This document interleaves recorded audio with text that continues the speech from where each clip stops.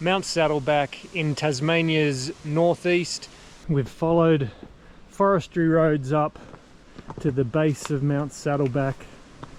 The track is not well marked. Now we're on the climb proper into the rock scree. It's pretty slow going. Now we're into a shaly sort of rock section, which is really slippery underfoot, especially with the rain last night. We're looking to the east over towards Scamander, Falmouth Way. We've got Mount Albert and Mount Victoria. Now I've almost made it to the plateau.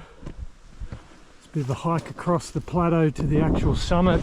After about an hour and a half climbing, we've reached the top.